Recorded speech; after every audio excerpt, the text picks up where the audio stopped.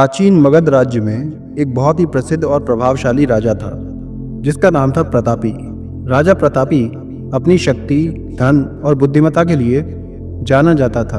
उसने कई युद्ध जीते थे, अपने राज्य का विस्तार किया था और उसके पास एक बहुत ही बड़ी विशाल सेना थी। लेकिन इन सब उपलब्धियों के साथ राजा प्रतापी के भीतर अहंकार का एक किला बन गया था। उसे लगता था कि वो अजय है और उसे कोई भी हरा नहीं सकता। वो दूसरों को अपने से बहुत छोटा समझता था और किसी की सलाह सुनना पसंद नहीं करता था। उसका अहंकार इतना गहरा था कि अक्सर अपने ही मंत्रियों और शुभचिंतकों का अपमान कर देता था। उसी राज्य में एक शांत और सरल जीवन जीने वाले बौद्ध भिक्षु रहा करते थे जिनका नाम था मौनव्रती। मौनव्रती बहुत कम बोलते थे, लेकिन उनके शांत स्वभाव और करुणा के कारण लोग उनका बहुत ही ज्यादा सम्मान करते थे। वे कभी भी किसी से बहस नहीं करते थे, बल्कि अपनी उपस्थिति मात्र से ही लोगों को शांति का अनुभव कराते थे। एक दिन राजा प्रतापी अपनी विशाल सेना के साथ एक और राज्य पर आक्रमण करने की योजना बना रहा था। उसे विश्वास था कि वो आसानी से जीत जाएगा। उसने अपने मंत्रियों से इस बारे में सलाह ली, लेकिन वो उनकी किसी भी चेतावनी को सुनने के लिए तैयार ही ना था। वो केवल अपनी प्रशंसा सुनना चाहता था। इसी दौरान कुछ मंत्रियों ने राजा को मौनव्रती भिक्षु से मिलने की सलाह दी।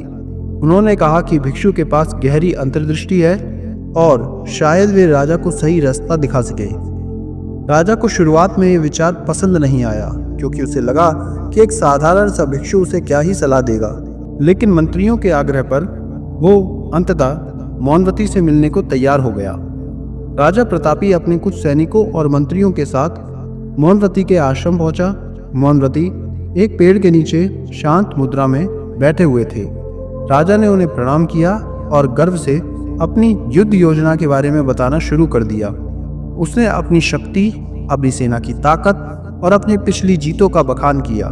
वो लगातार बोलता रहा, मौनव्रती को एक भी शब्द बोलने का मौका दिए बिना। मौनव्रती ने राजा की सारी बातें धैर्य और शांति से सुनी। उनके चेहरे पर कोई प्रतिक्रिया नहीं थी। जब राजा प्रतापी बोलता बोलता थक गया और वो चुप हुआ, तो मौनव्रती ने विनम्रतापूर्वक पूछा, महाराज, क्या आपने अपनी सारी बातें कह ली? राजा प्रतापी ने गर्व से कहा, हाँ, मैंने अपनी सारी बातें कह दी हैं। अब तुम बताओ, तुम इस योजना के बारे में क्या सोचते हो? क्या कोई मुझे हरा सकता है? मौनव्रती ने शांति से कहा, महाराज, आप एक शक्तिशाली राजा हैं, इसमें कोई संदेह नहीं। लेकिन आपकी सबसे बड़ी शक्ति आपकी सेना या फिर आपका धन नहीं है, बल्कि आपकी विनम्रता है। और आपका सबसे बड़ा शत्रु आपकी सेना में नहीं, बल्कि आपके भीतर है, आपका अहंकार। राजा प्रतापी क्रोधित हो गया। उसे अपनी आलोचना सुनना बिल्कुल भी पसंद नहीं था। ये क्या बकवास है? उसने कहा, मेरा अहंकार मेरे शत्रु कैसे हो सकता है? ये तो मुझे और शक्तिशाली बनाता है। मौनव्रती ने मुस्कुराते हुए कहा, महाराज, अहंकार एक ऐसा किला है जिसे आप अपने चारों ओर बनाते हैं। ये आपको बाहरी खतरों से बचाने के बजाय आपको सत्य और वास्तविकता से काट देता है। आप इस किले के भीतर इतने सुरक्षित महसूस करते हैं कि आप दूसरों की सलाह, उनकी चिंताओं और यहाँ तक कि अपने स्वयं के भीतर की आवाज़ को सुनना भी पसंद नहीं करते। मौनव्रती ने एक कहानी सुनाई। एक बार एक शक्तिशाली योद्धा था जिसने कई युद्ध जीते थे। उसे लगता था कि वो अजय है।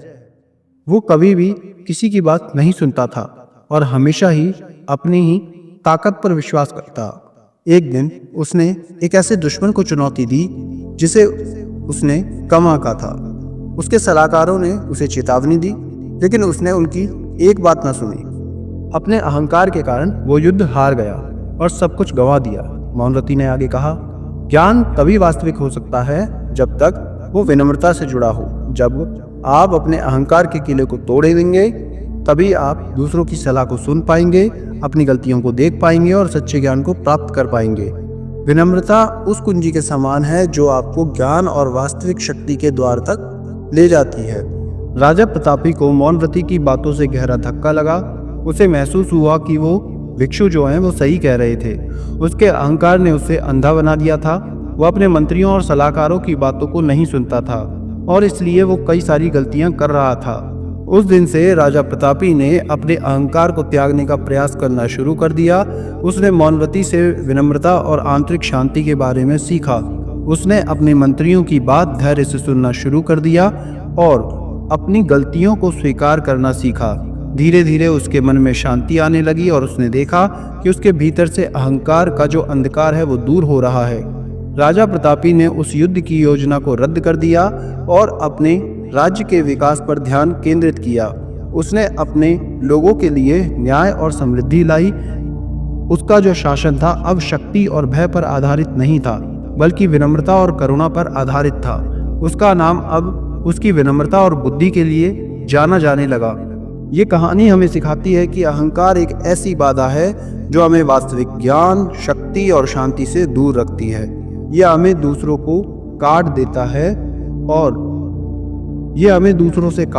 है और हमारी अपनी क्षमताओं को भी सीमित कर देता है। जब हम अपने अहंकार के किले को तोड़ देते हैं और विनम्रता की कुंजी को अपनाते हैं, तभी हम सच्चे ज्ञान को प्राप्त कर सकते हैं और एक अधिक सार्थक और सफल जीवन जी सकते हैं। नमो बुद्धाय।